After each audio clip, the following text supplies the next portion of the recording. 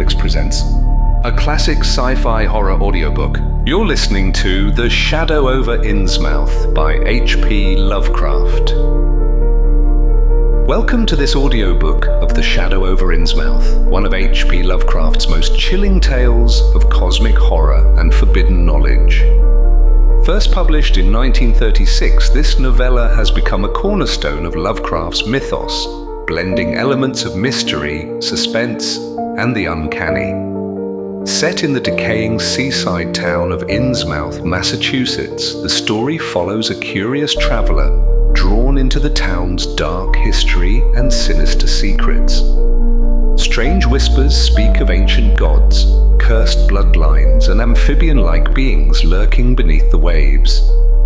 As the narrator uncovers the truth, they are forced to confront horrors both unimaginable and unescapable. Prepare to journey into the eerie and atmospheric world of the Shadow over Innsmouth, where ancient forces and human fragility collide in a tale of inexorable dread.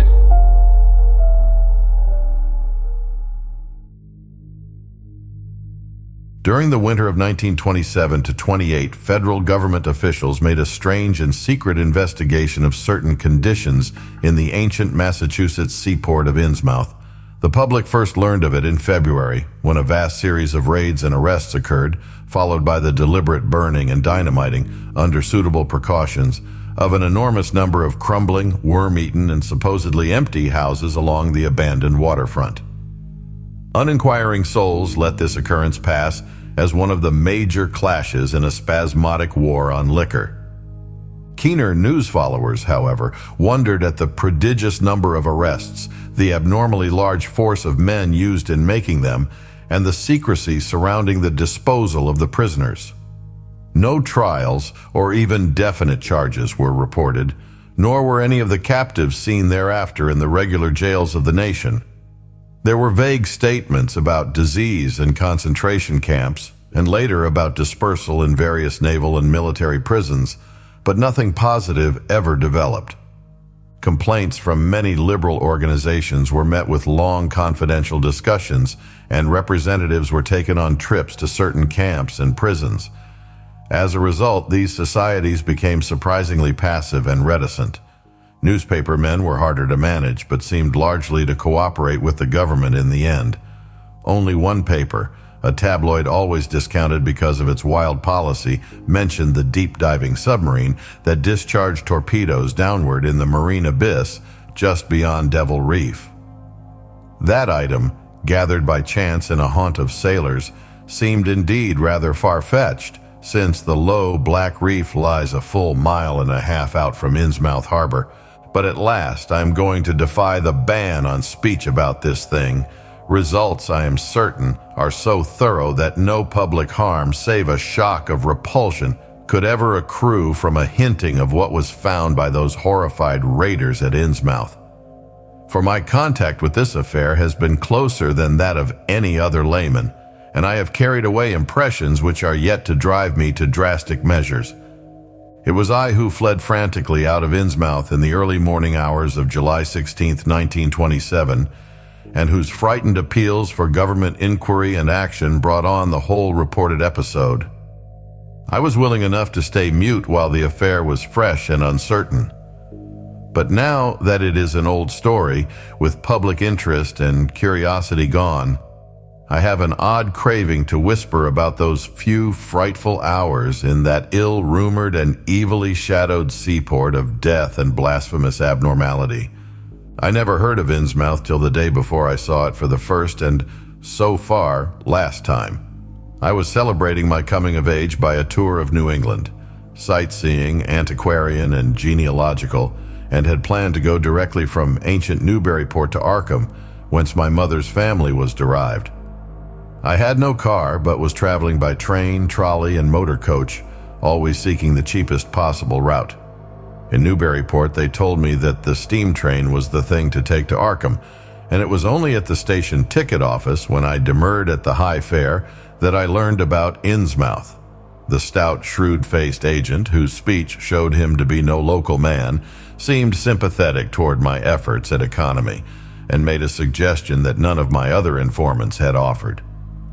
"You could take that old bus, I suppose," he said with a certain hesitation, "but it ain't thought much of hereabouts.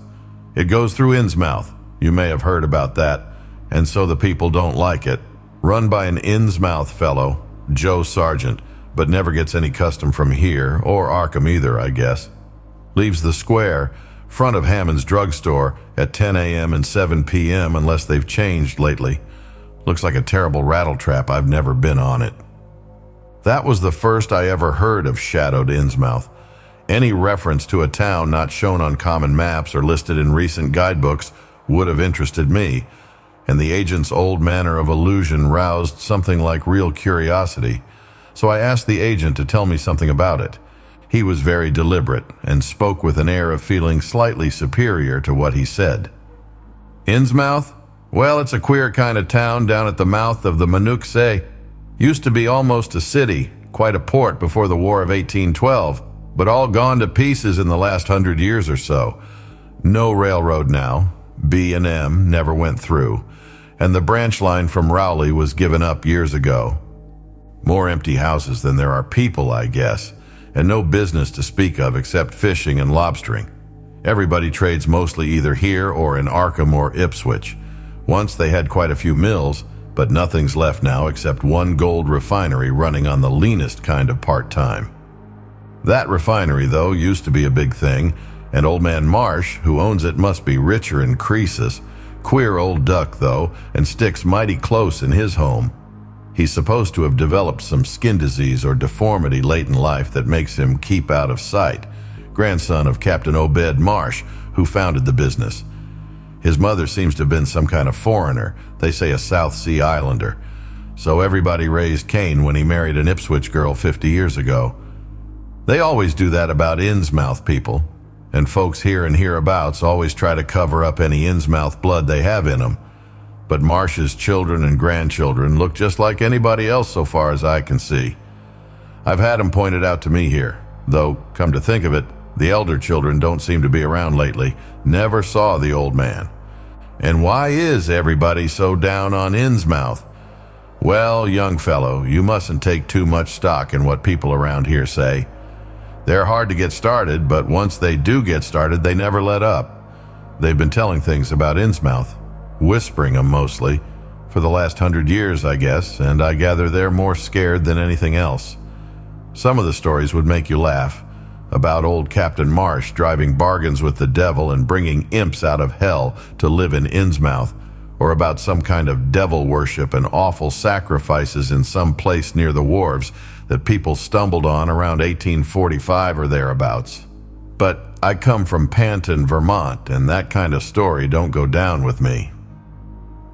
You ought to hear, though, what some of the old-timers tell about the Black Reef off the coast. Devil Reef, they call it. It's well above water a good part of the time and never much below it, but at that you could hardly call it an island. The story is that there's a whole legion of devils seen sometimes on that reef, sprawled about or darting in and out of some kind of caves near the top. It's a rugged, uneven thing, a good bit over a mile out, and toward the end of shipping days, sailors used to make big detours just to avoid it. That is, sailors that didn't hail from Innsmouth. One of the things they had against old Captain Marsh was that he was supposed to land on it sometimes at night when the tide was right. Maybe he did, for I dare say the rock formation was interesting, and it's just barely possible he was looking for pirate loot and maybe finding it, but there was talk of his dealing with demons there. Fact is, I guess on the whole it was really the captain that gave the bad reputation to the reef. That was before the big epidemic of 1846, when over half the folks in Innsmouth was carried off. They never did quite figure out what the trouble was, but it was probably some foreign kind of disease brought from China or somewhere by the shipping. It surely was bad enough.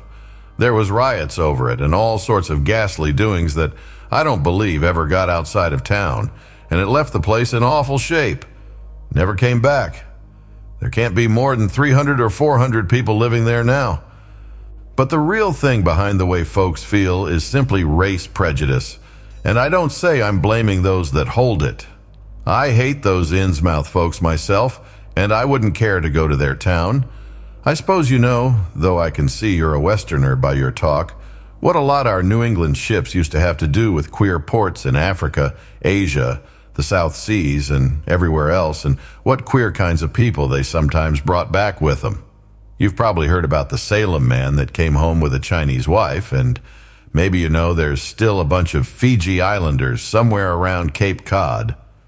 Well, there must be something like that back of the Innsmouth people. The place always was badly cut off from the rest of the country by marshes and creeks, and we can't be sure about the ins and outs of the matter, but it's pretty clear that old Captain Marsh must have brought home some odd specimens when he had all 3 of his ships in commission back in the 20s and 30s. There certainly is a strange kind of a streak in the Innsmouth folks today. I don't know how to explain it, but it sort of makes you crawl. You'll notice a little in Sargent if you take his bus. Some of them have queer narrow heads with flat noses and bulgy, starey eyes that never seem to shut, and their skin ain't quite right. Rough and scabby, and the sides of their necks are all shriveled or creased up. Get bald, too, very young. The older fellows look the worst. Fact is, I don't believe I've ever seen a very old chap of that kind. Guess they must die of looking in the glass. Animals hate them. They used to have lots of horse trouble before autos came in. Nobody can ever keep track of those people, and state school officials and census men have a devil of a time.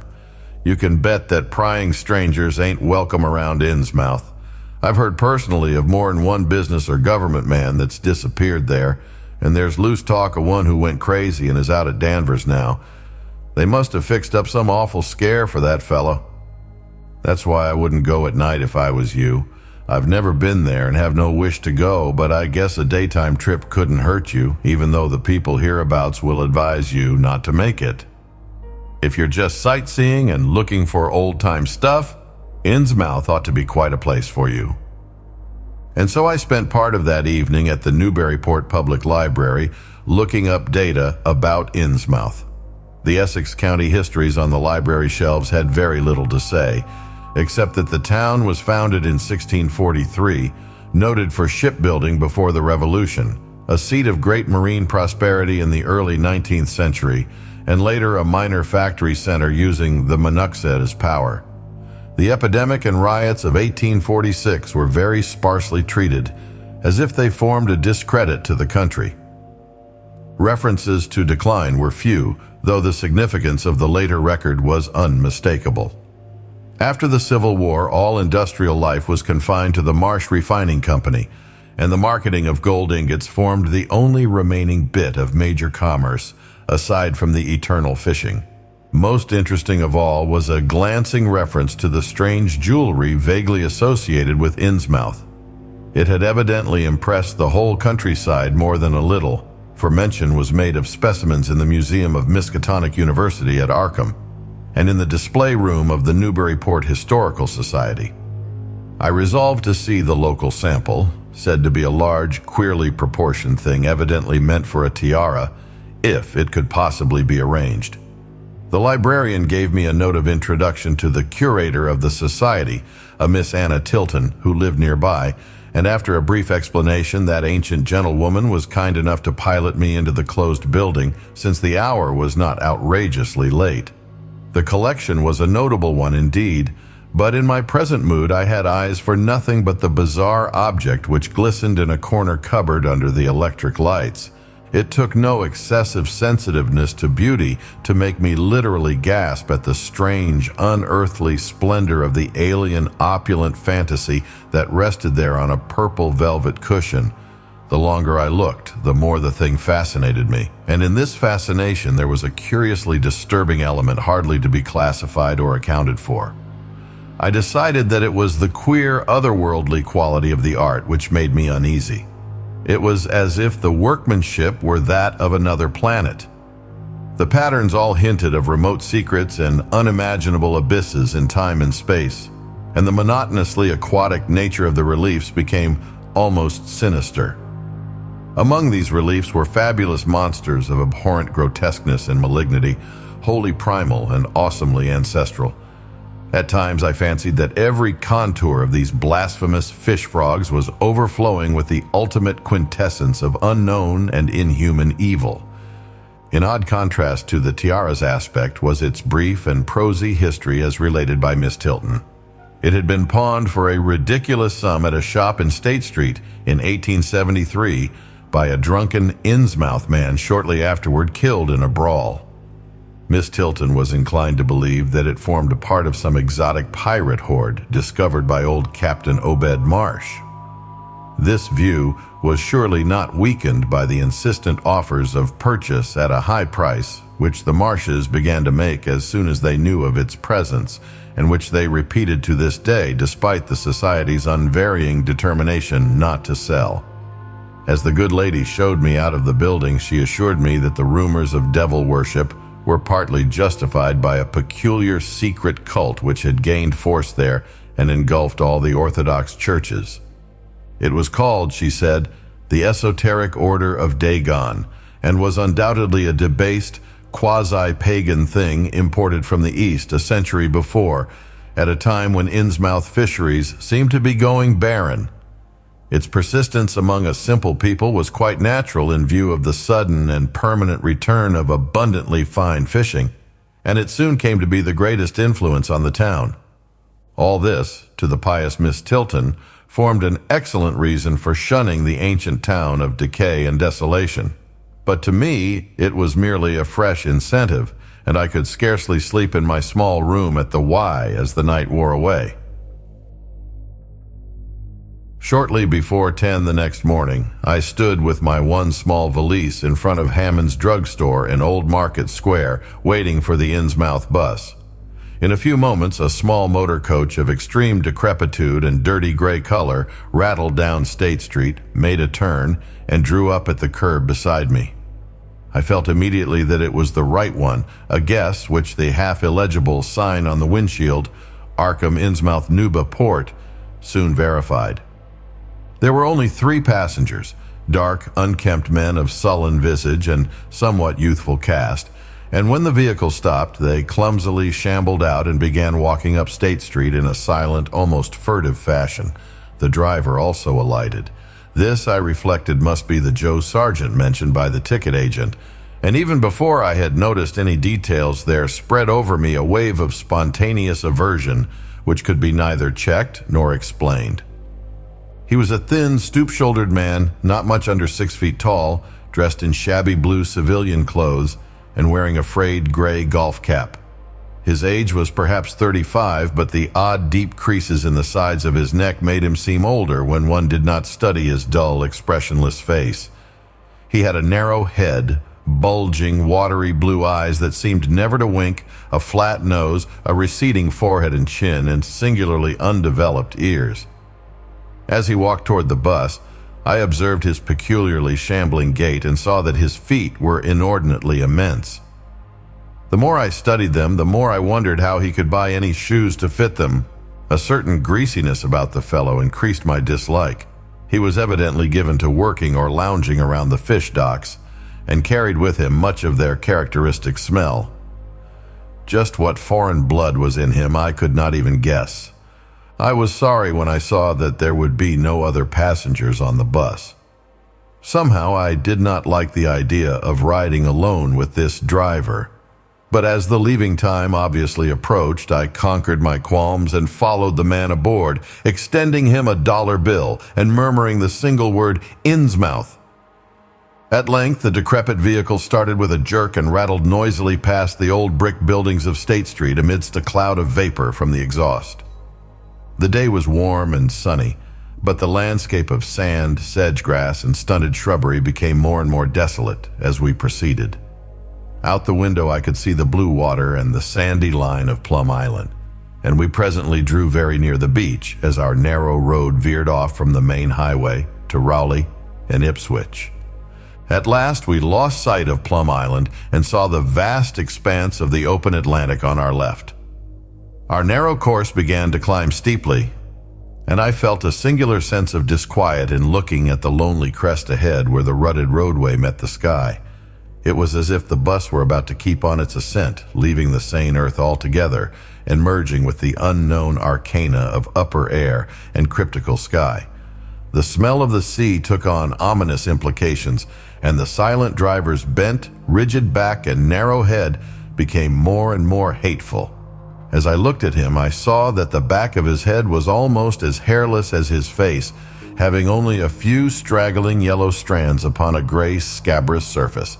Then we reached the crest and beheld the outspread valley beyond, where the Monuxet joins the sea just north of the long line of cliffs that culminate in Kingsport Head.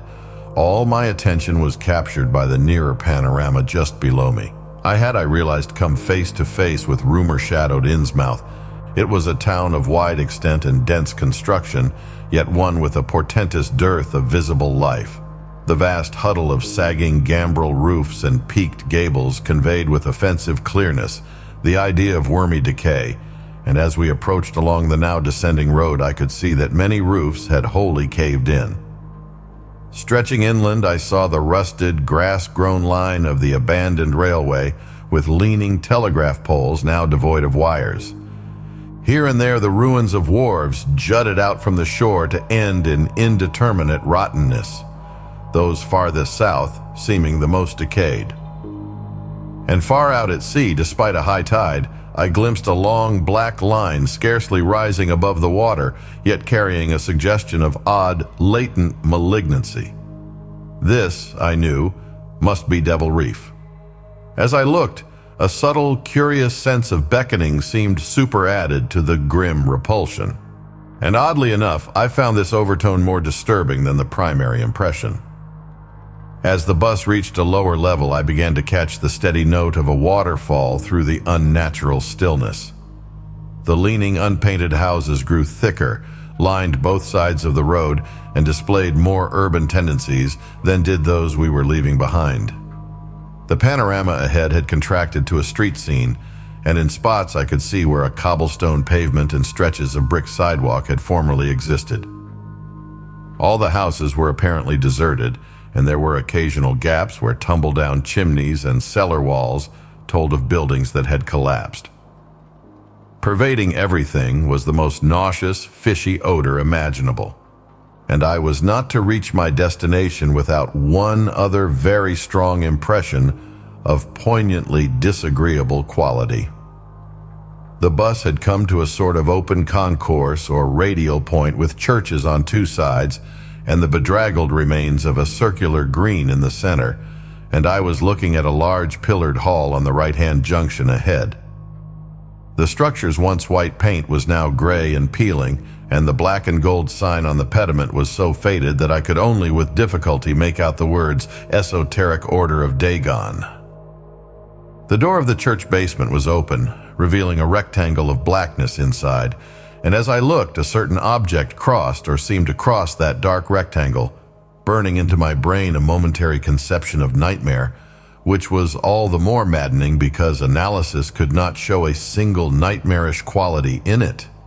It was a living object, the first except the driver that I had seen since entering the compact part of the town, and had I been in a steadier mood, I would have found nothing whatever of terror in it.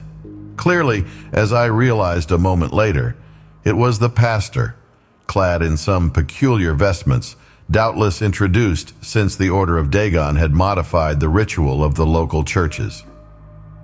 The thing which had probably caught my first subconscious glance and supplied the touch of bizarre horror was the tall tiara he wore, an almost exact duplicate of the one Miss Tilton had shown me the previous evening. This, acting on my imagination, had supplied namelessly sinister qualities to the indeterminate face and robed, shambling form beneath it.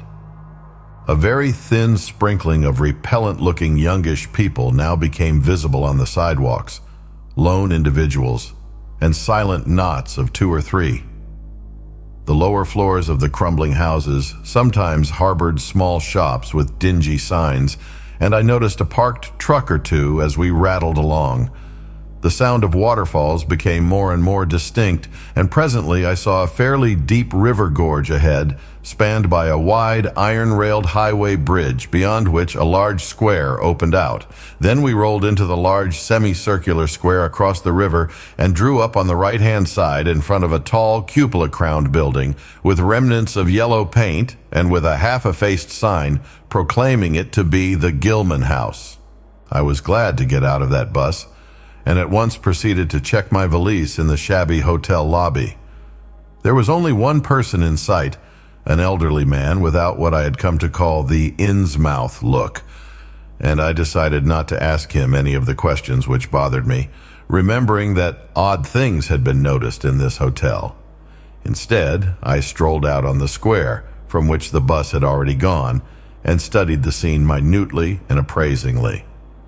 For some reason or other, I chose to make my first inquiries at the chain grocery, whose personnel was not likely to be native to Innsmouth.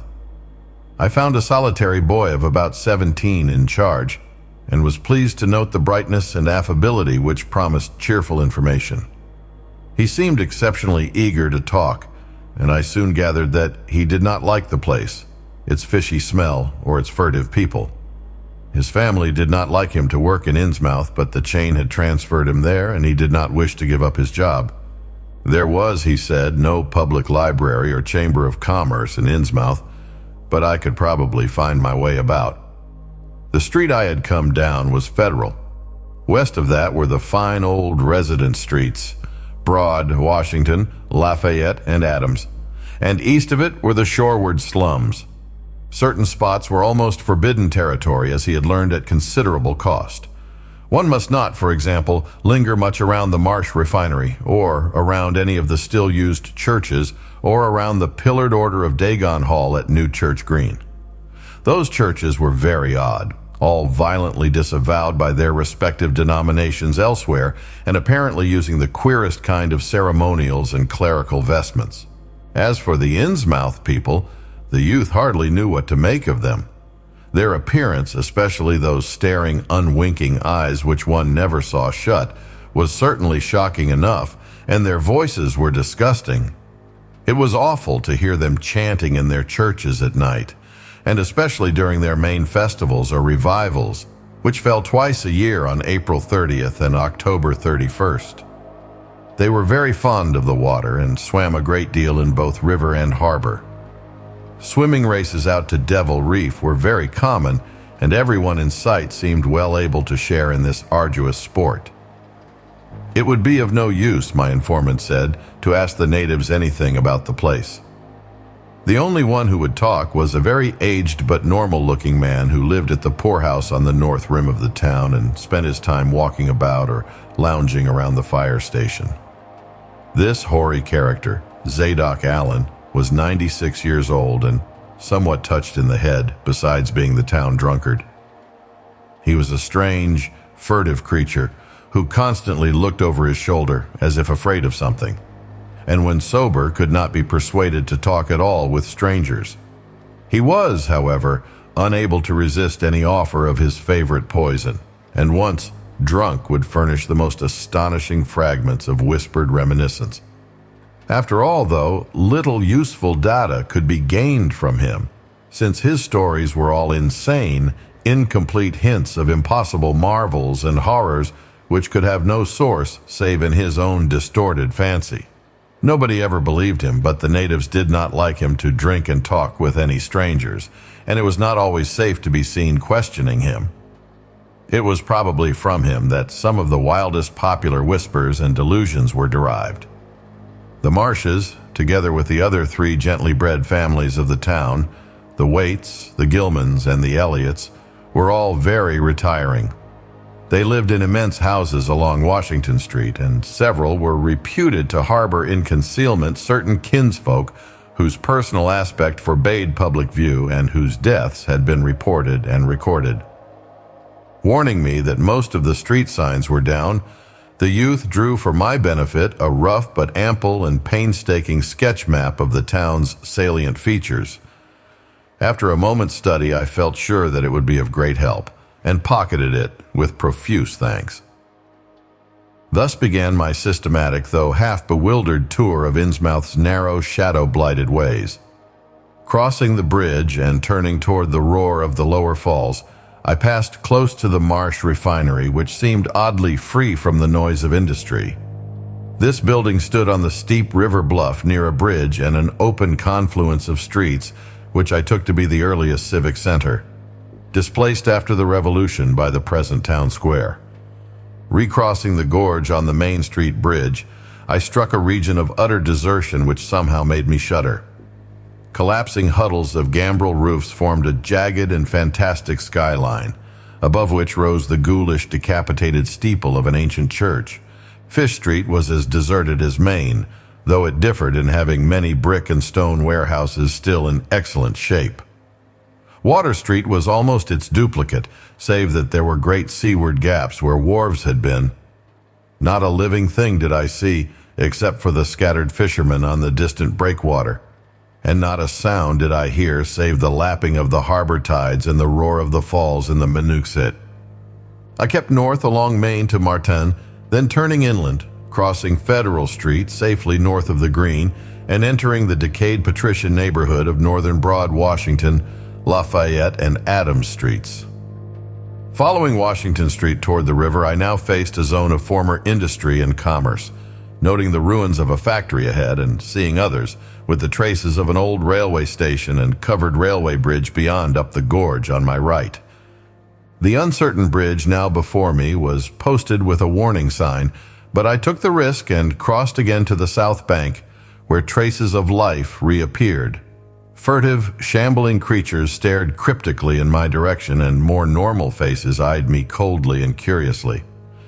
Innsmouth was rapidly becoming intolerable, and I turned down Payne Street toward the square in the hope of getting some vehicle to take me to Arkham before the still distant starting time of that sinister bus.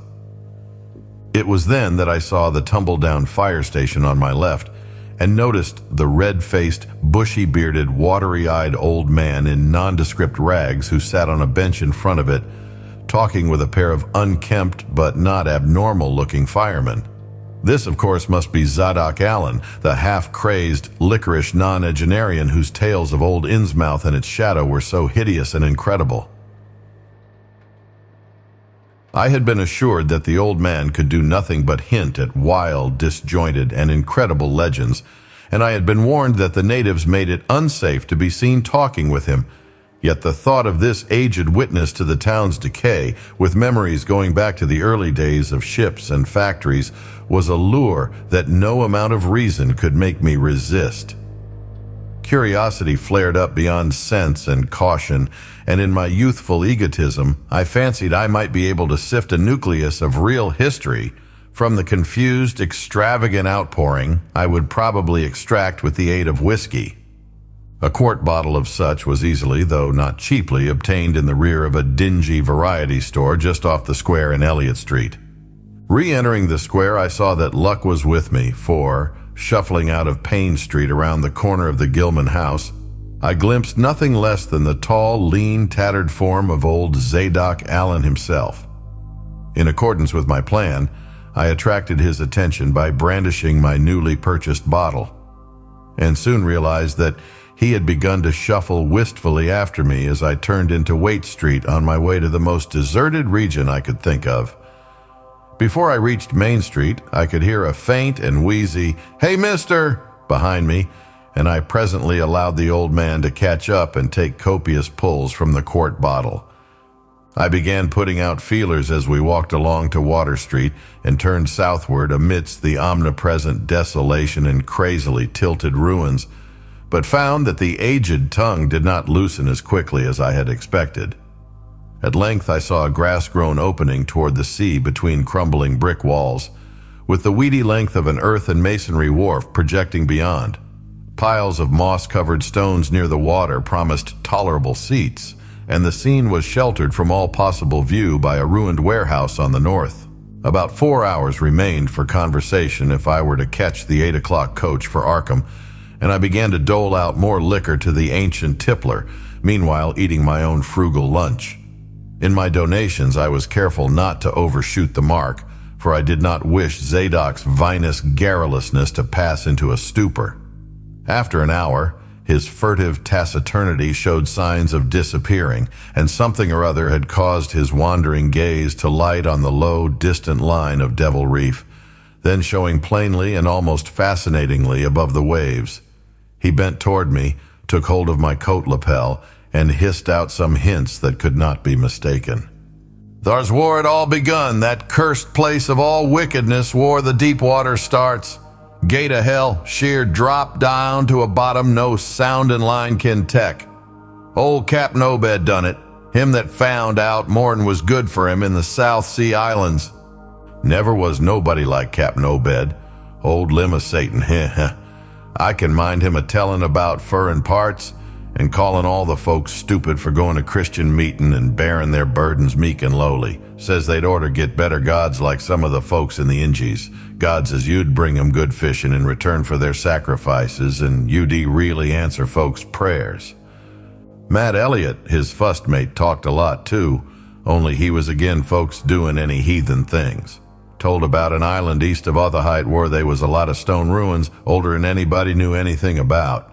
Kinda like them on Ponape in the Carolines, but with carvings of faces that looked like the big statues on Easter Island. They was a little volcanic island near Thar, too, where they was other ruins with different carvings. Ruins all wore away like they'd been under the sea once, and with pictures of awful monsters all over 'em. Well, sir, Matt, he says the natives around there had all the fish they could catch, and sported bracelets and armlets and head rigs made out of a queer kind of gold and covered with pictures of monsters, just like the ones carved over the ruins on the little island. Sorter fish-like frogs or frog-like fishes that was drawed in all kinds of positions like they was human beings. Nobody could get out of them where they got all the stuff, and all the other natives wondered how they managed to find fish in plenty even when the very next islands had lean pickings. Matt, he got to wondering too, and so did Captain Obed. Obed, he notices, besides, that lots of the handsome young folks UD drop out of sight for good from year to year, and that they won't many old folk around. Also, he thinks some of the folks looks derned queer even for Kanaki's. It took Obed to get the truth out of them heathens. I don't know how he done it, but he begun by trading for the gold-like things they wore. Asked 'em where they come from, and if they could get more, and finally wormed the story out of the old chief, Wallachia they called him. Nobody but Obed UD ever believed the old yeller devil, but the captain could read folks like they was books, heh. Nobody never believes me now when I tell 'em, and I don't suppose you will, young feller. Though come to look at you, ye have kinda got them sharp reading eyes like Obed had. The old man's whisper grew fainter, and I found myself shuddering at the terrible and sincere portentousness of his intonation, even though I knew his tale could be nothing but drunken fantasy. Well, sir, Obed, he larnt that they's things on this arth as most folks never heard about and wouldn't believe if they did hear. It seems these Kanakis was sacrificing heaps of their young men and maidens to some kind of god things that lived under the sea and getting all kinds of favors in return. They met the things on the little islet with the queer ruins, and it seems them awful pictures of frogfish monsters was supposed to be pictures of these things. Maybe they was the kind of critters as got all the mermaid stories and such started.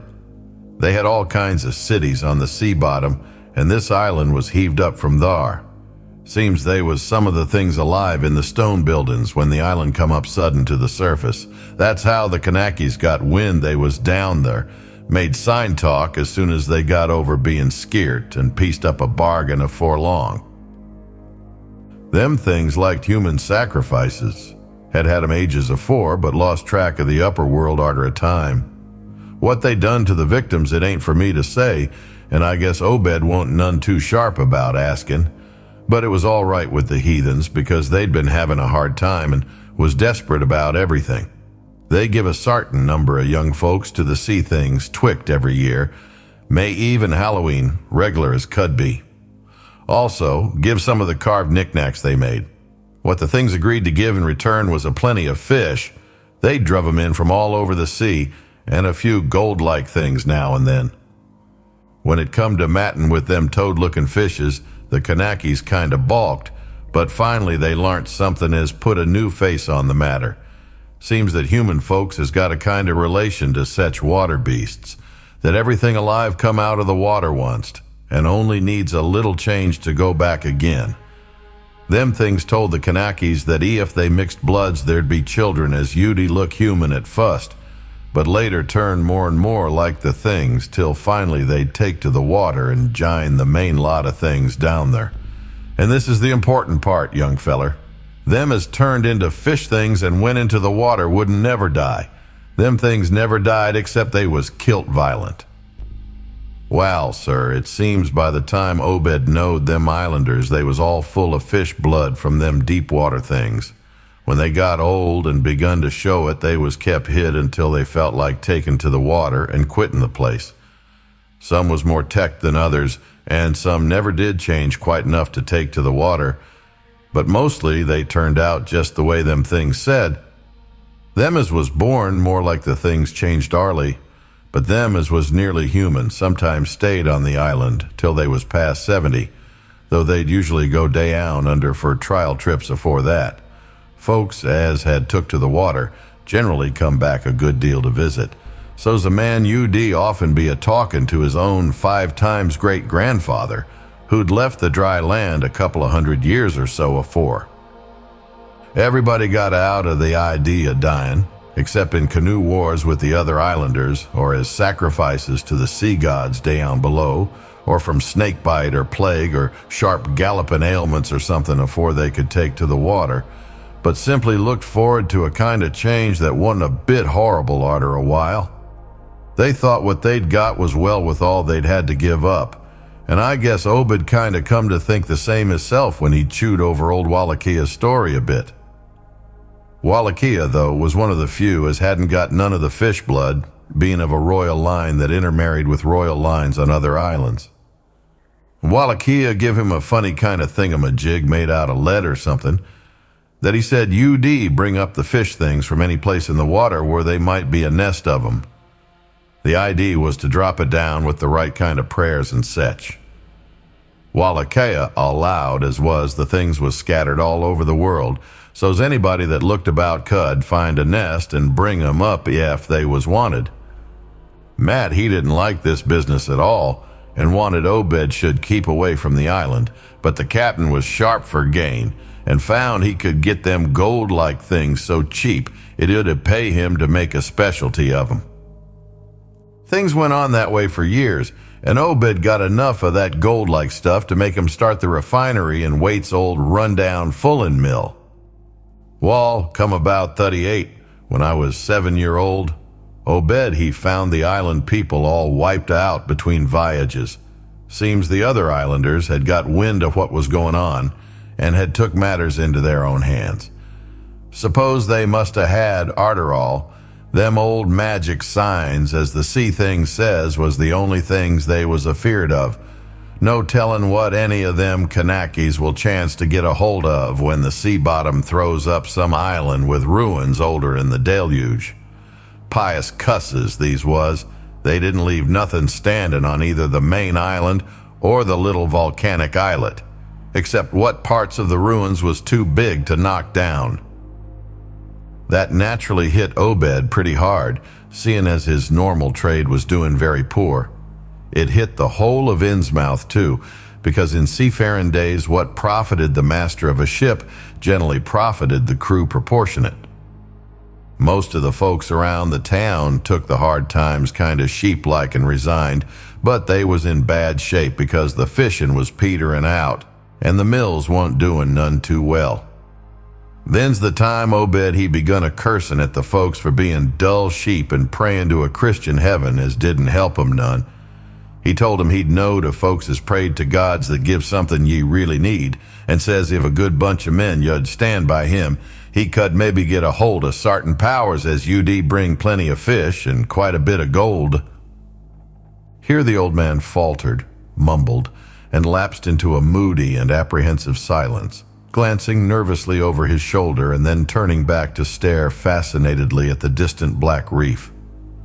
When I spoke to him, he did not answer, so I knew I would have to let him finish the bottle. He licked its nose and slipped it into his pocket, then beginning to nod and whisper softly to himself. I bent close to catch any articulate words he might utter, and thought I saw a sardonic smile behind the stained, bushy whiskers. Yes, he was really forming words, and I could grasp a fair proportion of them. Poor Matt. Matty allus was agin it. Tried to line up the folks on his side and had long talks with the preachers. No use. They run the congregational parson out of town, and the Methodist feller quit. Never did see Resolve Babcock, the Baptist parson, again, wrath of Jehovah. I was a mighty little critter, but I heard what I heard and seen what I seen. Dagon and Ashtoreth, Belial and Beelzebub, golden calf and the idols of Canaan and the Philistines, Babylonish abominations, Mene, Tekel, Upharsin. He stopped again, and from the look in his watery blue eyes, I feared he was close to a stupor after all. But when I gently shook his shoulder, he turned on me with astonishing alertness and snapped out some more obscure phrases. Don't believe me, hey? Hey. Then just tell me, young feller, why Captain Obed and 20-odd other folks used to row out to Devil Reef in the dead of night and chant things so loud you could hear 'em all over town when the wind was right. Tell me that, hey? And tell me why Obed was allus dropping heavy things down into the deep water, t'other side of the reef where the bottom shoots down like a cliff lower'n ye kin sound. Tell me what he done with that funny-shaped lead thingamajig as Wallachia give him. Hey, boy. The watery blue eyes were almost savage and maniacal now, and the dirty white beard bristled electrically. Old Zadok probably saw me shrink back, for he began to cackle evilly. Beginning to see, hey? How about the night I took my pa's ship's glass up to a Kupalo and seed the reef a-bristling thick with shapes that dove off quick soon's the moon riz? Obed and the folks was in a dory, but them shapes dove off the far side into the deep water and never come up. How'd you like to be a little shaver alone up in a Kupalo a-watching shapes as wa'n't human shapes? Hey? Ha ha ha ha ha. The old man was getting hysterical, and I began to shiver with a nameless alarm. He laid a gnarled claw on my shoulder, and it seemed to me that its shaking was not altogether that of mirth. Suppose one night you seed something heavy heaved off an Obed's dory beyond the reef, and then larned next day a young feller was missing from home? Hey? Did anybody ever see hide or hair of Hiram Gilman again, did they? And Nick Pierce, and Llewellyn Waite, and Adoniram Southwick, and Henry Garrison, hey? Well, sir, that was the time Obed begun to get on his feet again. Folks see his 3 darters a-wearing gold-like things as nobody'd never see on 'em afore, and smoke started coming out of the refinery chimbley. Other folks was prosperin' too. Fish began to swarm into the harbor fit to kill, and heaven knows what size cargoes we begun to ship out to Newburyport, Arkham, and Boston. 'Twas then Obed got the old branch railroad put through. Remember, I ain't saying Obed was set on heaven things just like they was on that Kanaki Isle. I don't think he aimed at fuss to do no mixin', nor raise no young'uns to take to the water and turn into fishes with eternal life. He wanted them gold things, and was willing to pay heavy, and I guess the others was satisfied for a while. Come in 46, the town done some looking and thinking for itself. Too many folks missing. Too much wild preaching at meeting of a Sunday. Too much talk about that reef. I guess I done a bit by telling Selectman Mowry what I see from the Kupalo. They was a party one night as follered Obed's crowd out to the reef, and I heard shots betwixt the dories. Next day, Obed and 32 others was in jail, with everybody a-wondering just what was afoot and just what charge agin 'em could be got to Holt. God, if anybody'd looked ahead. A couple of weeks later, when nothing had been throwed into the sea for that long, Zadok was showing signs of fright and exhaustion, and I let him keep silence for a while, though glancing apprehensively at my watch. The tide had turned and was coming in now, and the sound of the waves seemed to arouse him. That awful night, I seed 'em. I was up in the Kupalo. Hordes of 'em, swarms of 'em, all over the reef and swimming up the harbor into the Manooksut. God, what happened in the streets of Innsmouth that night? They rattled our door, but PA wouldn't open. Then he clumb out the kitchen winder with his musket to find Selectman Mowry and see what he could do. Mounds of the dead and the dying, shots and screams, shouting in Old Squaw and Town Squaw and New Church Green. Jail throat open, proclamation, treason. Called it the plague when folks come in and found half our people missing. Nobody left but them as UD Jean in with Obed and them things, or else keep quiet. Never hear to my PA no more. The old man was panting and perspiring profusely. His grip on my shoulder tightened. Everything cleaned up in the morning, but they was traces. Obed he kinder takes charge and says things is gonna be changed. Others'll worship with us at meeting time, and sartin houses he's got to entertain guests. They wanted to mix like they done with the Kanaki's, and he for one didn't feel bound to stop 'em. Far gone was Obed, just like a crazy man on the subject. He says they brung us fish and treasure, and shut of what they hankered arter. Nothing was to be different on the outside, only we was to keep shy o' strangers, if we knowed what was good for us. We all had to take the oath of Dagon, and later on they was second and third oaths that some of us took. Them as UD help special. UD gets special rewards, gold and sech. No use balking, for they was millions of 'em down thar. They'd rather not start rising and wiping out humankind, but EF they was gave away and forced to, they could do a lot toward just that. Yield up enough sacrifices and savage knickknacks and harborage in the town when they wanted it, and they'd let well enough alone. All in the band of the faithful, order of Dagon, and the children should never die. But go back to the Mother Hydra and Father Dagon, what we all come from onct. Iya Cthulhu Fatan, Fanglu Imaglut Naf, Cthulhu Relia, Ganagl Fatan. Old Zadok began to moan now, and tears were coursing down his channeled cheeks into the depths of his beard. God, what I seen sanct I was 15-year-old. Meany Minnetekel, Uparson, the folks as was missing, and them as kilt theirselves. Them as told things in Arkham or Ipswich or sect places was all called crazy like you're a-calling me right now. But God, what I seen, they'd a kilt me long ago for what I know. Only I took the fust and second oaths of Dagon off an Obed, so was protected unless in a jury of 'em proved I told things knowing and deliberate. But I wouldn't take the third oath. I'd a died ruther than take that. It got us around Civil War time, when children born sent 46 begun to grow up. Some of 'em, that is. I was afeard. Never did no prying arter that awful night, and never see one of them close to in all my life. That is, never no full-blooded one. Barnabas Marsh that runs the refinery now is Obed's grandson by his fust wife, son of Onesiphorus, his eldest son.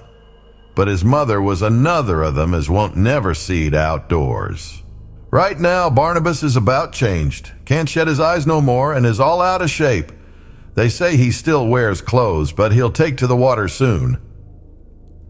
The sound of the incoming tide was now very insistent, and little by little it seemed to change the old man's mood from maudlin tearfulness to watchful fear. He would pause now and then to renew those nervous glances over his shoulder or out toward the reef, and despite the wild absurdity of his tale, I could not help beginning to share his vague apprehensiveness.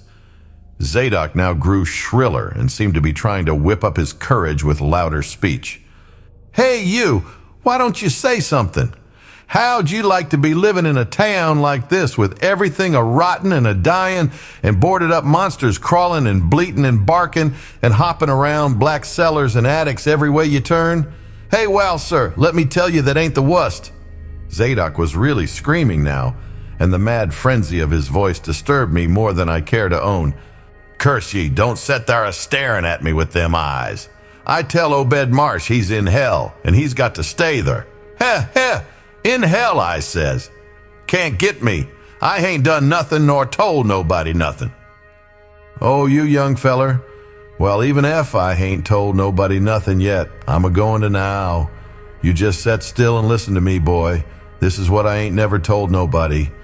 I says I didn't get to do no prying arter that night, but I found things out just the same.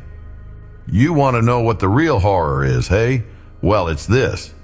It ain't what them fish devils he's done, but what they're going to do. They're bringing things up out of where they come from into the town. Been doing it for years and slackening up lately. Them houses north of the river betwixt Water and Main Streets is full of 'em. Them devils and what they brung. And when they get ready, I say, when they get ready. Ever hear tell of a Shoggoth? Hey, do you hear me? I tell you I know what them things be. I seen 'em one night when... yeah...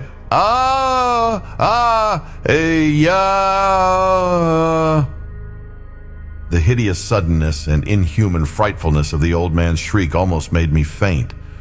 His eyes, looking past me toward the malodorous sea, were positively starting from his head, while his face was a mask of fear worthy of Greek tragedy. His bony claw dug monstrously into my shoulder, and he made no motion as I turned my head to look at whatever he had glimpsed. There was nothing that I could see, only the incoming tide, with perhaps one set of ripples more local than the long-flung line of breakers. But now Zadok was shaking me, and I turned back to watch the melting of that fear-frozen face into a chaos of twitching eyelids and mumbling gums. Presently, his voice came back, albeit as a trembling whisper. "Get out of here, get out of here. They seen us. Get out for your life. Don't wait for nothing. They know now. Run for it. Quick. Out of this town." Another heavy wave dashed against the loosening masonry of the bygone wharf and changed the mad ancient's whisper to another inhuman and blood-curdling scream. Yeah! Yeah! Before I could recover my scattered wits, he had relaxed his clutch on my shoulder and dashed wildly inland toward the street, reeling northward around the ruined warehouse wall. I glanced back at the sea, but there was nothing there, and when I reached Water Street and looked along it toward the north, there was no remaining trace of Zadok Allen. I can hardly describe the mood in which I was left by this harrowing episode, an episode at once mad and pitiful, grotesque and terrifying. The grocery boy had prepared me for it, yet the reality left me nonetheless bewildered and disturbed. Puerile though the story was, old Zadok's insane earnestness and horror had communicated to me a mounting unrest which joined with my earlier sense of loathing for the town and its blight of intangible shadow. The hour had grown perilously late. My watch said 7:15, and the Arkham bus left Town Square at 8. So I tried to give my thoughts as neutral and practical a cast as possible, meanwhile walking rapidly through the deserted streets of gaping roofs and leaning houses toward the hotel where I had checked my valise and would find my bus. Studying the grocery youth's map and seeking a route I had not traversed before, I chose Marsh Street instead of State for my approach to Town Square. Near the corner of Fall Street, I began to see scattered groups of furtive whisperers, and when I finally reached the square, I saw that almost all the loiterers were congregated around the door of the Gilman house.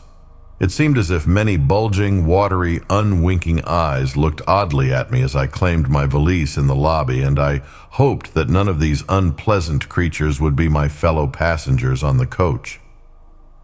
The bus, rather early, rattled in with 3 passengers somewhat before 8. And an evil-looking fellow on the sidewalk muttered a few indistinguishable words to the driver. I was, it appeared, in very bad luck. There had been something wrong with the engine, despite the excellent time made from Newburyport, and the bus could not complete the journey to Arkham. No, it could not possibly be repaired that night, nor was there any other way of getting transportation out of Innsmouth, either to Arkham or elsewhere. Sergeant was sorry, but I would have to stop over at the Gilman. Probably the clerk would make the price easy for me, but there was nothing else to do. Almost dazed by this sudden obstacle and violently dreading the fall of night in this decaying and half-unlighted town, I left the bus and re-entered the hotel lobby, where the sullen, queer-looking night clerk told me I could have room 428 on next to the top floor, large, but without running water, for $1. Despite what I had heard of this hotel in Newburyport, I signed the register, paid my $1, let the clerk take my valise, and followed that sour, solitary attendant up 3 creaking flights of stairs past dusty corridors, which seemed wholly devoid of life. My room, a dismal rear one with 2 windows and bare, cheap furnishings, overlooked a dingy courtyard otherwise hemmed in by low, deserted brick blocks and commanded a view of decrepit westward-stretching roofs with a marshy countryside beyond. At the end of the corridor was a bathroom, a discouraging relique with ancient marble bowl, tin tub, faint electric light, and musty wooden paneling around all the plumbing fixtures. As twilight deepened, I turned on the one feeble electric bulb over the cheap, iron-framed bed and tried as best I could to read. I felt it advisable to keep my mind wholesomely occupied, for it would not do to brood over the abnormalities of this ancient, blight-shadowed town while I was still within its borders. The insane yarn I had heard from the aged drunkard did not promise very pleasant dreams, and I felt I must keep the image of his wild, watery eyes as far as possible from my imagination. Another thing that disturbed me was the absence of a bolt on the door of my room. One had been there, as marks clearly showed, but there were signs of recent removal. No doubt it had become out of order, like so many other things in this decrepit edifice. In my nervousness, I looked around and discovered a bolt on the clothes press which seemed to be of the same size, judging from the marks, as the one formerly on the door. To gain a partial relief from the general tension, I busied myself by transferring this hardware to the vacant place with the aid of a handy 3-in-1 device, including a screwdriver which I kept on my key ring. The bolt fitted perfectly, and I was somewhat relieved when I knew that I could shoot it firmly upon retiring. There were adequate bolts on the 2 lateral doors to connecting rooms, and these I proceeded to fasten. I did not undress, but decided to read till I was sleepy and then lie down with only my coat, collar, and shoes off. Taking a pocket flashlight from my valise, I placed it in my trousers so that I could read my watch if I woke up later in the dark. Drowsiness, however, did not come, and when I stopped to analyze my thoughts, I found to my disquiet that I was really unconsciously listening for something which I dreaded but could not name. At length, feeling a fatigue which had nothing of drowsiness in it, I bolted the newly outfitted hall door, turned off the light, and threw myself down on the hard, uneven bed, coat, collar, shoes, and all. In the darkness, every faint noise of the night seemed magnified, and a flood of doubly unpleasant thoughts swept over me. I was sorry I had put out the light, yet was too tired to rise and turn it on again. Then, after a long, dreary interval, and prefaced by a fresh creaking of stairs and corridor, there came that soft, damnably unmistakable sound which seemed like a malign fulfillment of all my apprehensions. Without the least shadow of a doubt, the lock on my hall door was being tried, cautiously, furtively, tentatively, with a key. The change in the menace from vague premonition to immediate reality was a profound shock, and fell upon me with the force of a genuine blow. It never once occurred to me that the fumbling might be a mere mistake. Malign purpose was all I could think of, and I kept deathly quiet, awaiting the would-be intruder's next move. After a time, the cautious rattling ceased, and I heard the room to the north entered with a pass key. Then the lock of the connecting door to my room was softly tried. The bolt held, of course, and I heard the floor creak as the prowler left the room. After a moment, there came another soft rattling, and I knew that the room to the south of me was being entered. Again, a furtive trying of a bolted connecting door, and again a receding creaking. This time the creaking went along the hall and down the stairs, so I knew that the prowler had realized the bolted condition of my doors and was giving up his attempt for a time. The one thing to do was to get out of that hotel alive as quickly as I could, and through some channel other than the front stairs and lobby. Rising softly and throwing my flashlight on the switch, I sought to light the bulb over my bed in order to choose and pocket some belongings for a swift, valiseless flight.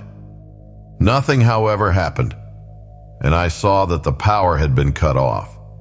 So, filling my pockets with the flashlight's aid, I put on my hat and tiptoed to the windows to consider chances of descent.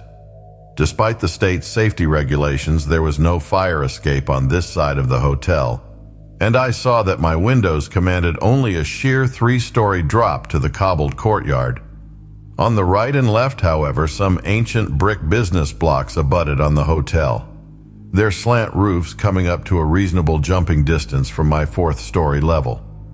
To reach either of these lines of buildings, I would have to be in a room 2 doors from my own, in one case on the north and in the other case on the south, and my mind instantly set to work calculating what chances I had of making the transfer. First, I reinforced my own outer door by pushing the bureau against it, little by little, in order to make a minimum of sound. Then, gathering from the grocery boy's map that the best route out of town was southward, I glanced first at the connecting door on the south side of the room.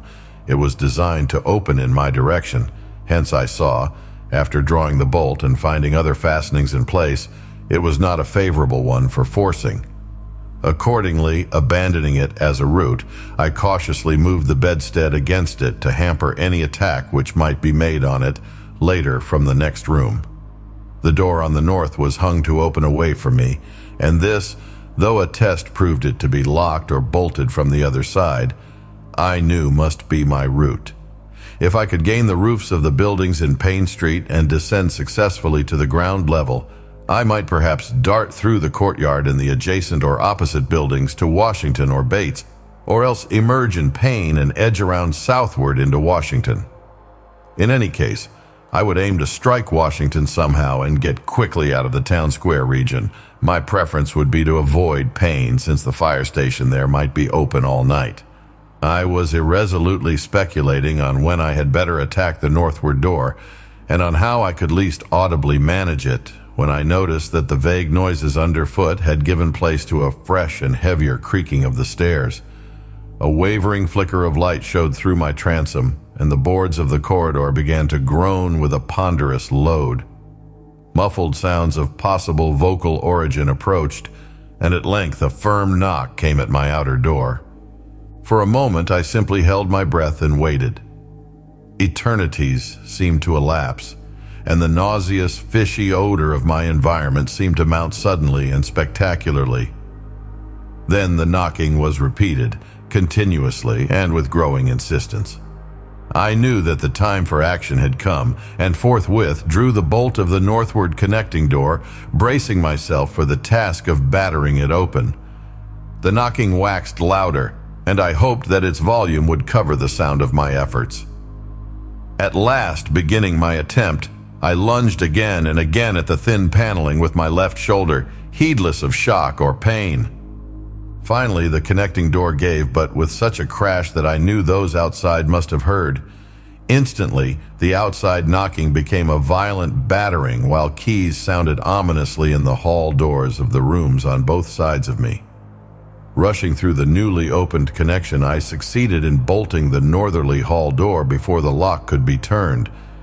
But even as I did so, I heard the hall door of the third room, the one from whose window I had hoped to reach the roof below, being tried with a pass key. For an instant I felt absolute despair, since my trapping in a chamber with no window egress seemed complete. Then, with a dazed automatism, I made for the next connecting door and performed the blind motion of pushing at it in an effort to get through. Sheer fortunate chance gave me my reprieve, for the connecting door before me was not only unlocked but actually ajar. In a second I was through and had my right knee and shoulder against a hall door, which was visibly opening inward. My pressure took the opener off guard, for the thing shut as I pushed, so that I could slip the well-conditioned bolt as I had done with the other door. As I gained this respite, I heard the battering at the two other doors abate, while a confused clatter came from the connecting door I had shielded with the bedstead. Evidently, the bulk of my assailants had entered the southerly room and were massing in a lateral attack. But at the same moment, a passkey sounded in the next door to the north, and I knew that a nearer peril was at hand. The northward connecting door was wide open, but there was no time to think about checking the already turning lock in the hall. All I could do was to shut and bolt the open connecting door as well as its mate on the opposite side, pushing a bedstead against the one and a bureau against the other, and moving a washstand in front of the hall door. I saw, trust to such makeshift barriers to shield me till I could get out the window and on the roof of the Payne Street block. But even in this acute moment, my chief horror was something apart from the immediate weakness of my defenses. I was shuddering because not one of my pursuers, despite some hideous pantings, gruntings, and subdued barkings at odd intervals, was uttering an intelligible vocal sound. As I moved the furniture and rushed toward the windows, I heard a frightful scurrying along the corridor toward the room north of me, and perceived that the southward battering had ceased. Plainly, most of my opponents were about to concentrate against the feeble connecting door which they knew must open directly on me. Outside, the moon played on the ridgepole of the block below, and I saw that the jump would be desperately hazardous because of the steep surface on which I must land. The clatter at the northerly connecting door was now terrific, and I saw that the weak paneling was beginning to splinter. Obviously, the besiegers had brought some ponderous object into play as a battering ram. The bedstead, however, still held firm, so that I had at least a faint chance of making good my escape. As I opened the window, I noticed that it was flanked by heavy velour draperies suspended from a pole by brass rings, and also that there was a large projecting catch for the shutters on the exterior. Seeing a possible means of avoiding the dangerous jump, I yanked at the hangings and brought them down, pole and all, then quickly hooking two of the rings in the shutter catch and flinging the drapery outside. The heavy folds reached fully to the abutting roof, and I saw that the rings and catch would be likely to bear my weight. So, climbing out of the window and down the improvised rope ladder, I left behind me forever the morbid and horror-infested fabric of the Gilman house.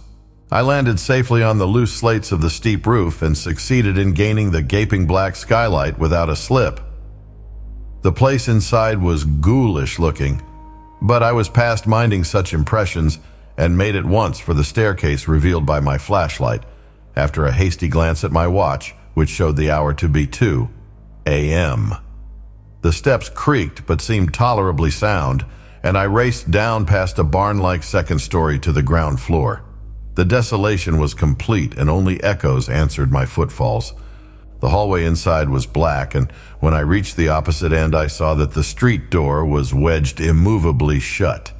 Resolved to try another building, I groped my way toward the courtyard, but stopped short when close to the doorway. For out of an opened door in the Gilman house, a large crowd of doubtful shapes was pouring, lanterns bobbing in the darkness, and horrible croaking voices exchanging low cries in what was certainly not English. Their features were indistinguishable, but their crouching, shambling gait was abominably repellent. And worst of all, I perceived that one figure was strangely robed and unmistakably surmounted by a tall tiara of a design altogether too familiar. Again groping toward the street, I opened a door off the hall and came upon an empty room with closely shuttered but sashless windows. Fumbling in the rays of my flashlight, I found I could open the shutters, and in another moment had climbed outside and was carefully closing the aperture in its original manner. I walked rapidly, softly, and close to the ruined houses. At Bates Street, I drew into a yawning vestibule while two shambling figures crossed in front of me, but was soon on my way again and approaching the open space where Elliott Street obliquely crosses Washington at the intersection of South. Though I had never seen this space, it had looked dangerous to me on the grocery youth's map, since the moonlight would have free play there. There was no use trying to evade it, for any alternative course would involve detours of possibly disastrous visibility and delaying effect.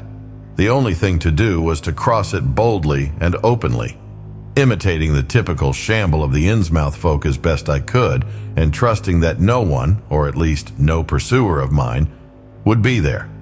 Just how fully the pursuit was organized, and indeed just what its purpose might be, I could form no idea.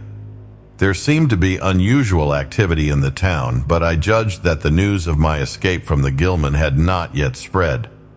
The open space was, as I had expected, strongly moonlit. but my progress was unimpeded, and no fresh sound arose to hint that I had been spied. Glancing about me, I involuntarily let my pace slacken for a second to take in the sight of the sea, gorgeous in the burning moonlight at the street's end. Far out beyond the breakwater was the dim, dark line of Devil Reef. Then, without warning, I saw the intermittent flashes of light on the distant reef. My muscles tightened for panic flight, held in only by a certain unconscious caution and half-hypnotic fascination. And to make matters worse, there now flashed forth from the lofty cupola of the Gilman House, which loomed up to the northeast behind me, a series of analogous, though differently spaced gleams, which could be nothing less than an answering signal. I now bent to the left around the ruinous green, still gazing toward the ocean as it blazed in the spectral summer moonlight, and watching the cryptical flashing of those nameless, unexplainable beacons. It was then that the most horrible impression of all was borne in upon me. The impression which destroyed my last vestige of self-control and sent me running frantically southward past the yawning black doorways and fishily staring windows of that deserted nightmare street. For at a closer glance I saw that the moonlit waters between the reef and the shore were far from empty. They were alive with a teeming horde of shapes swimming inward toward the town. My frantic running ceased before I had covered a block, for at my left I began to hear something like the hue and cry of organized pursuit. There were footsteps and guttural sounds, and a rattling motor wheezed south along Federal Street. In a second, all my plans were utterly changed, for if the southward highway were blocked ahead of me, I must clearly find another egress from Innsmouth. I paused and drew into a gaping doorway, reflecting how lucky I was to have left the moonlit open space before these pursuers came down the parallel street. Then I thought of the abandoned railway to Rowley, whose solid line of ballasted, weed-grown earth still stretched off to the northwest from the crumbling station on the edge of the river gorge. There was just a chance that the townsfolk would not think of that. Drawing inside the hall of my deserted shelter, I once more consulted the grocery boy's map with the aid of the flashlight. The immediate problem was how to reach the ancient railway, and I now saw that the safest course was ahead to Babson Street, then west to Lafayette. There, edging around but not crossing an open space homologous to the one I had traversed, and subsequently back northward and westward in zigzagging line through Lafayette, Bates, Adams, and Bank Streets, the latter skirting the river gorge, to the abandoned and dilapidated station I had seen from my window. My reason for going ahead to Babson was that I wished neither to recross the earlier open space nor to begin my westward course along a cross street as broad as south. I crossed the street to the right-hand side in order to edge around into Babson as inconspicuously as possible. In Babson Street, I clung as closely as possible to the sagging, uneven buildings, twice pausing in a doorway as the noises behind me momentarily increased. The open space ahead shone wide and desolate under the moon, but my route would not force me to cross it. During my second pause, I began to detect a fresh distribution of the vague sounds, and upon looking cautiously out from cover, beheld a motor car darting across the open space, bound outward along Elliott Street. As I watched, choked by a sudden rise in the fishy odor after a short abatement, I saw a band of uncouth, crouching shapes loping and shambling in the same direction, and knew that this must be the party guarding the Ipswich Road, since that highway forms an extension of Elliott Street. Two of the figures I glimpsed were in voluminous robes, and one wore a peaked diadem which glistened whitely in the moonlight. The gait of this figure was so odd that it sent a chill through me, for it seemed to me the creature was almost hopping. When the last of the band was out of sight, I resumed my progress, darting around the corner into Lafayette Street and crossing Elliott very hurriedly lest stragglers of the party be still advancing along that thoroughfare. I did hear some croaking and clattering sounds far off toward Town Square, but accomplished the passage without disaster. My greatest dread was in recrossing broad and moonlit South Street with its seaward view, and I had to nerve myself for the ordeal. Someone might easily be looking, and possible Elliott Street stragglers could not fail to glimpse me from either of 2 points. At the last moment, I decided I had better slacken my trot and make the crossing as before in the shambling gait of an average Innsmouth native.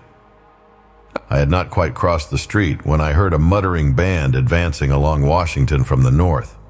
As they reached the broad open space where I had had my first disquieting glimpse of the moonlit water, I could see them plainly only a block away, and was horrified by the bestial abnormality of their faces and the dog-like subhumanness of their crouching gait. One man moved in a positively simian way, with long arms frequently touching the ground, while another figure, robed and tiara'd, seemed to progress in an almost hopping fashion. I judged this party to be the one I had seen in the Gilman's courtyard, the one therefore most closely on my trail. As some of the figures turned to look in my direction, I was transfixed with fright, yet managed to preserve the casual, shambling gait I had assumed. To this day, I do not know whether they saw me or not. If they did, my stratagem must have deceived them, for they passed on across the moonlit space without varying their course, meanwhile croaking and jabbering in some hateful guttural patois I could not identify. Once more in shadow, I resumed my former dog trot past the leaning and decrepit houses that stared blankly into the night. Having crossed to the western sidewalk, I rounded the nearest corner into Bates Street, where I kept close to the buildings on the southern side.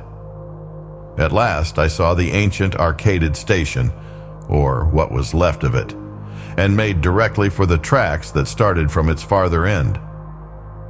The rails were rusty but mainly intact, and not more than half the ties had rotted away. Walking or running on such a surface was very difficult, but I did my best, and on the whole made very fair time.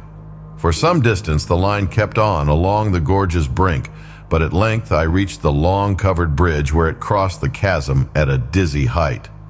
The condition of this bridge would determine my next step. If humanly possible, I would use it. If not, I would have to risk more street wandering and take the nearest intact highway bridge. The vast, barn-like length of the old bridge gleamed spectrally in the moonlight, and I saw that the ties were safe for at least a few feet within. Entering, I began to use my flashlight and was almost knocked down by the cloud of bats that flapped past me. About halfway across, there was a perilous gap in the ties, which I feared for a moment would halt me, but in the end I risked a desperate jump, which fortunately succeeded. I was glad to see the moonlight again when I emerged from that macabre tunnel. The old tracks crossed River Street at a grade, and at once veered off into a region increasingly rural and with less and less of Innsmouth's abhorrent fishy odor. Here the dense growth of weeds and briars hindered me and cruelly tore my clothes, but I was nonetheless glad that they were there to give me concealment in case of peril. I knew that much of my route must be visible from the Rowley Road. The marshy region began very shortly, with the single track on a low, grassy embankment. Then came a sort of island of higher ground, where the line passed through a shallow open cut choked with bushes and brambles. I was very glad of this partial shelter, since at this point the Rowley Road was uncomfortably near according to my window view. Just before entering the cut, I glanced behind me but saw no pursuer. The ancient spires and roofs of decaying Innsmouth gleamed lovely and ethereal in the magic yellow moonlight, and I thought of how they must have looked in the old days before the shadow fell. Then, as my gaze circled inland from the town, something less tranquil arrested my notice and held me immobile for a second. What I saw, or fancied I saw, was a disturbing suggestion of undulant motion far to the south, a suggestion which made me conclude that a very large horde must be pouring out of the city along the level Ipswich Road. The distance was great, and I could distinguish nothing in detail, but I did not at all like the look of that moving column. All sorts of unpleasant conjectures crossed my mind. I thought of those very extreme Innsmouth types said to be hidden in crumbling, centuried warrens near the waterfront. I thought, too, of those nameless swimmers I had seen. Counting the parties so far glimpsed, as well as those presumably covering other roads, The number of my pursuers must be strangely large for a town as depopulated as Innsmouth. Who were they? Why were they here? And if such a column of them was scouring the Ipswich road, would the patrols on the other roads be likewise augmented? I had entered the brush-grown cut and was struggling along at a very slow pace when that damnable fishy odor again waxed dominant. There were sounds, too, a kind of wholesale colossal flopping or pattering, which somehow called up images of the most detestable sort. And then both stench and sounds grew stronger so that I paused shivering and grateful for the cut's protection. It was here, I recalled, that the Rowley Road drew so close to the old railway before crossing westward and diverging. Something was coming along that road, and I must lie low till its passage and vanishment in the distance. Crouched in the bushes of that sandy cleft, I felt reasonably safe, even though I knew the searchers would have to cross the track in front of me not much more than 100 yards away. I would be able to see them, but they could not, except by a malign miracle, see me. All at once I began dreading to look at them as they passed. I saw the close moonlit space where they would surge by, and had curious thoughts about the irredeemable pollution of that space. They would perhaps be the worst of all Innsmouth types, something one would not care to remember. The stench waxed overpowering, and the noises swelled to a bestial babble of croaking, baying, and barking, without the least suggestion of human speech. Were these indeed the voices of my pursuers? That flopping or pattering was monstrous. I could not look upon the degenerate creatures responsible for it. I would keep my eyes shut till the sounds receded toward the west. The horde was very close now, the air foul with their hoarse snarlings and the ground almost shaking with their alien-rhythmed footfalls. My breath nearly ceased to come, and I put every ounce of willpower into the task of holding my eyelids down. I am not even yet willing to say whether what followed was a hideous actuality or only a nightmare hallucination. The later action of the government, after my frantic appeals, would tend to confirm it as a monstrous truth. But could not an hallucination have been repeated under the quasi-hypnotic spell of that ancient, haunted, and shadowed town? But I must try to tell what I thought I saw that night under the mocking yellow moon, saw surging and hopping down the Rowley Road in plain sight in front of me as I crouched among the wild brambles of that desolate railway cut. Of course, my resolution to keep my eyes shut had failed.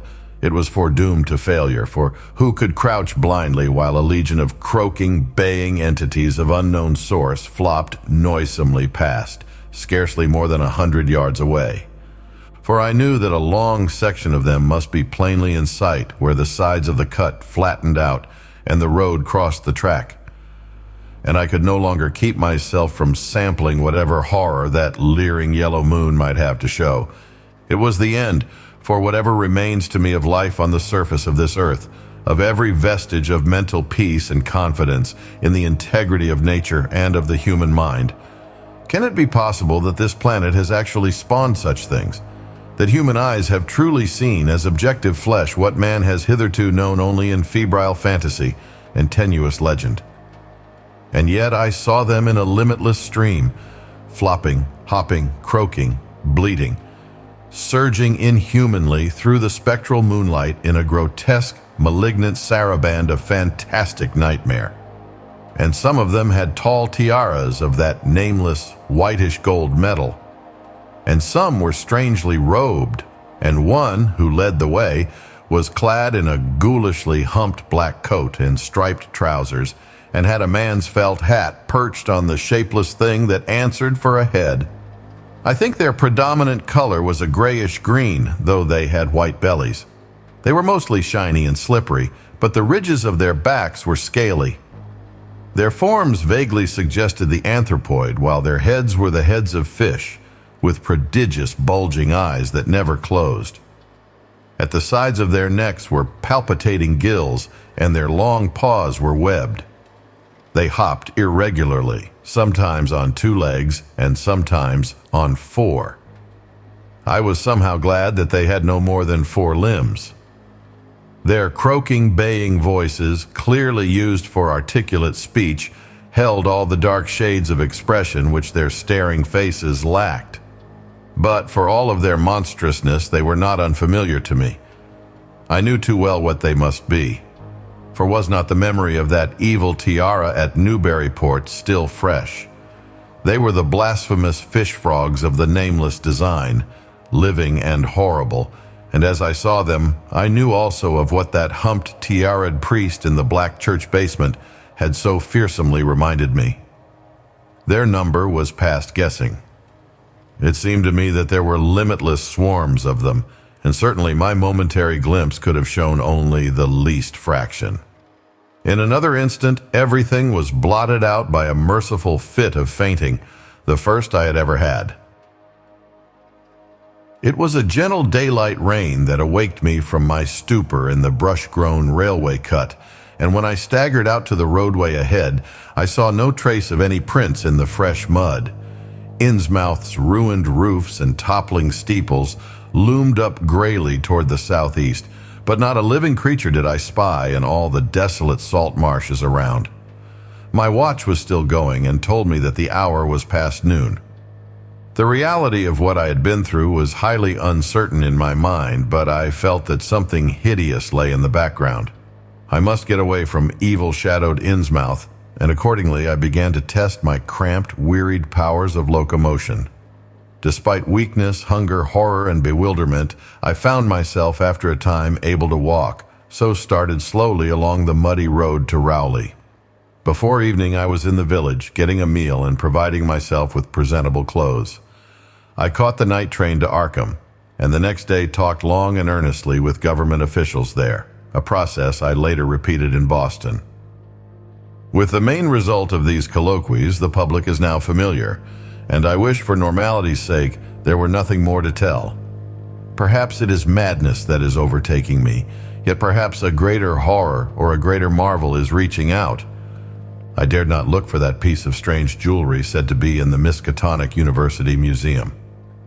I did, however, improve my stay in Arkham by collecting some genealogical notes I had long wished to possess.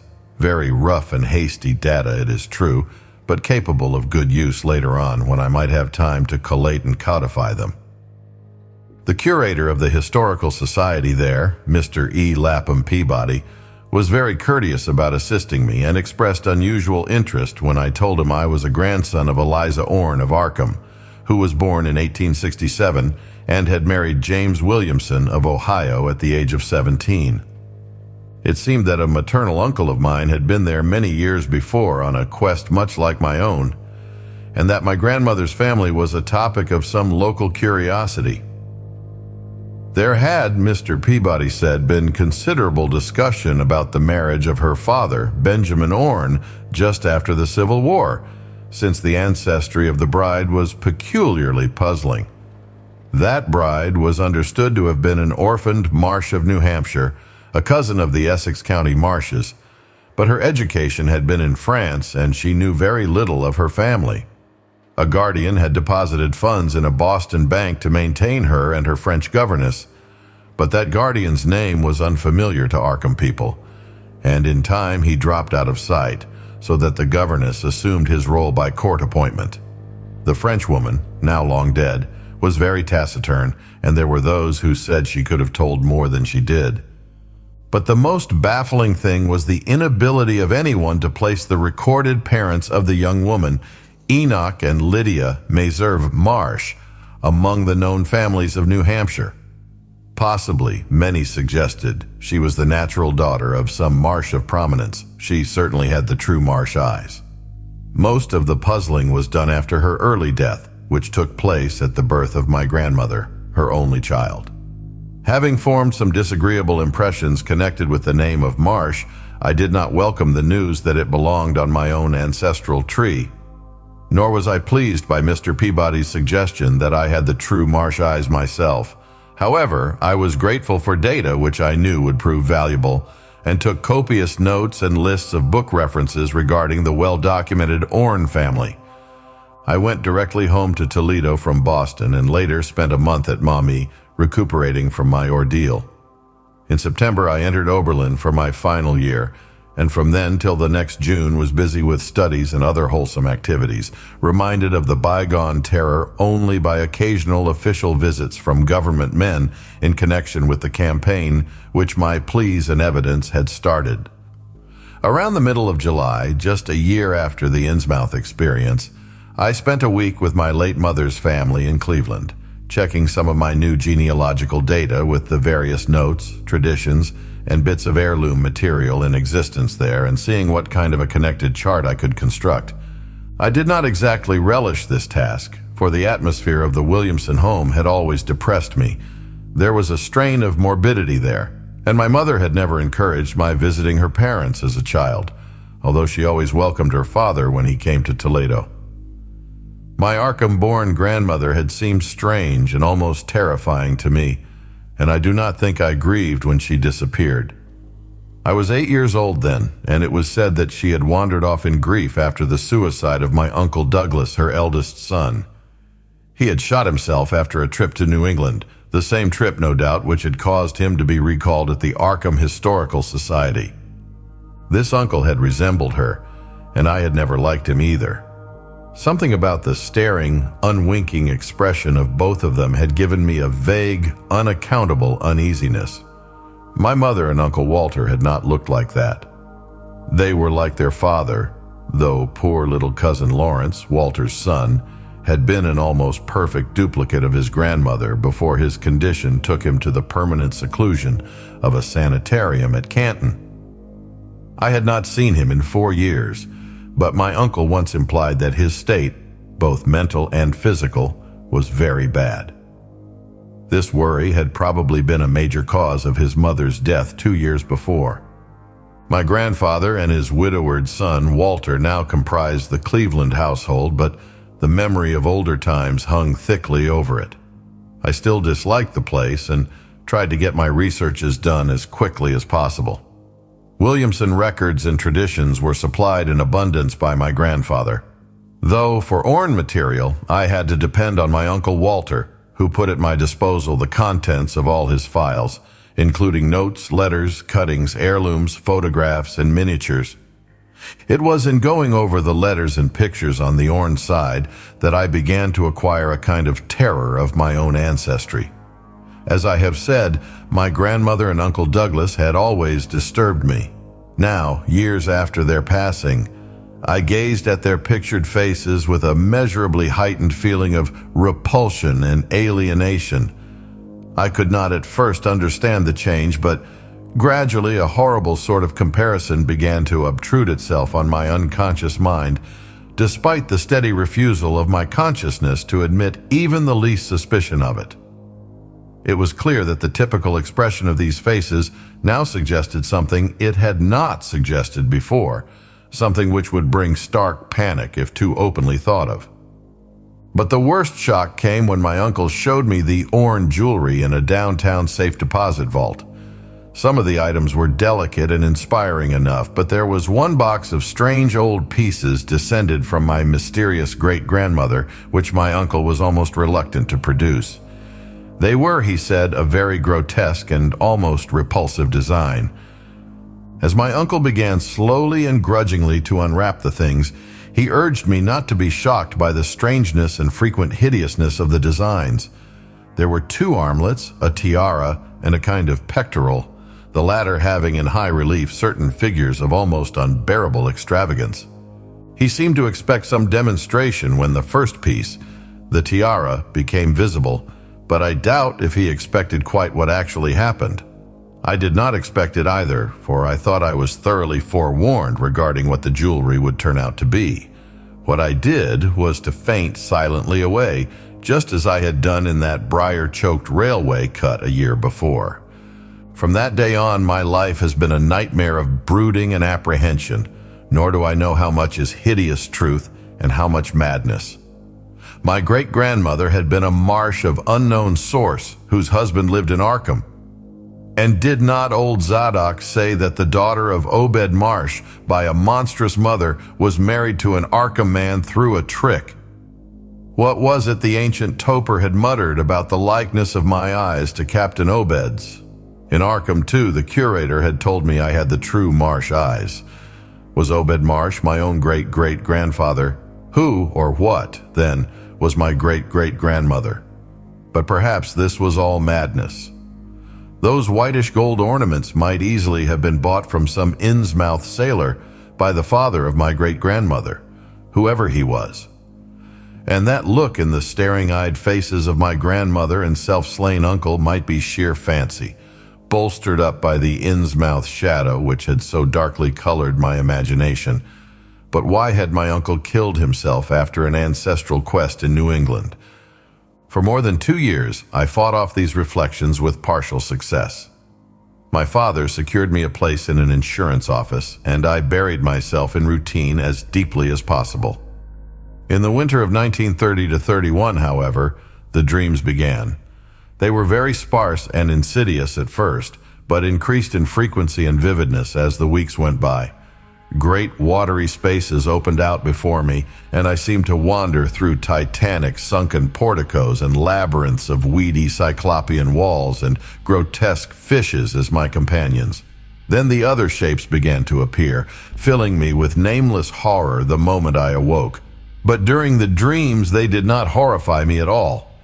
I was one with them, wearing their unhuman trappings, treading their aqueous ways, and praying monstrously at their evil sea-bottom temples.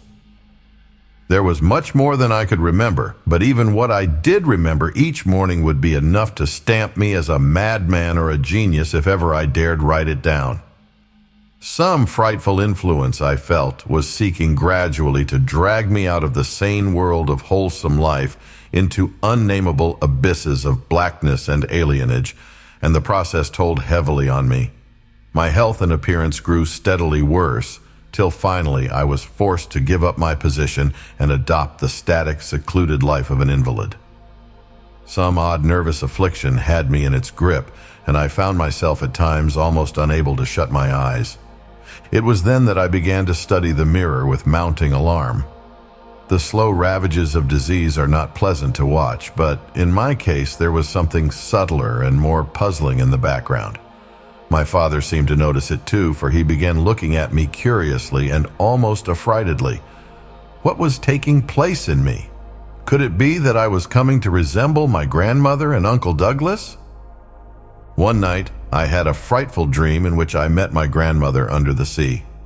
She lived in a phosphorescent palace of many terraces, with gardens of strange leprous corals and grotesque brachiid efflorescences, and welcomed me with a warmth that may have been sardonic. She had changed, as those who take to the water change, and told me she had never died. Instead, she had gone to a spot her dead son had learned about, and had leaped to a realm whose wonders, destined for him as well, he had spurned with a smoking pistol.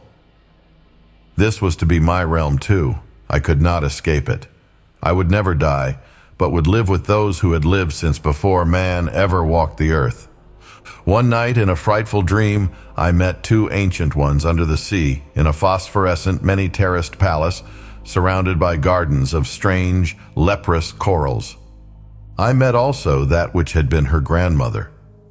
For 80,000 years, Pthathia-Leyi had lived in Yahanthli, and thither she had gone back after Obed Marsh was dead.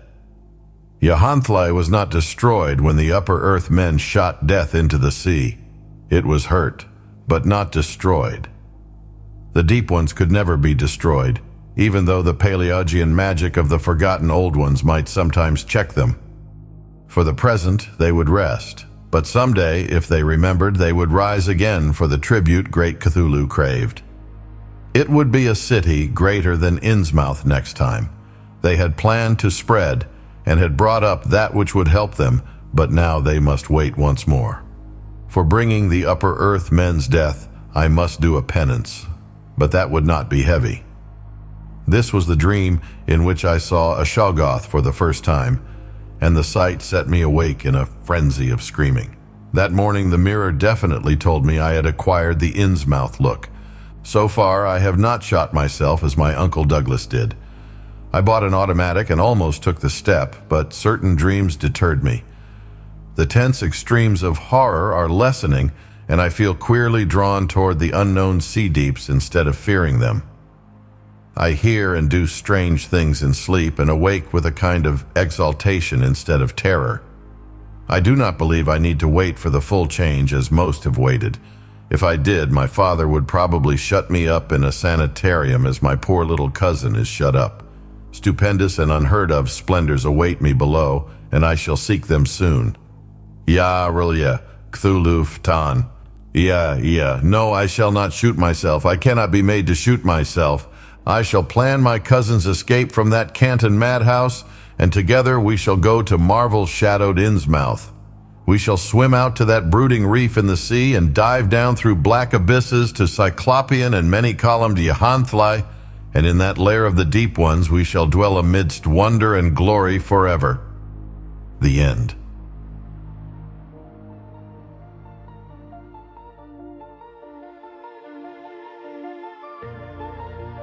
Thank you for listening to The Shadow over Innsmouth by H.P. Lovecraft. We hope you enjoyed this journey into classic sci-fi horror stories.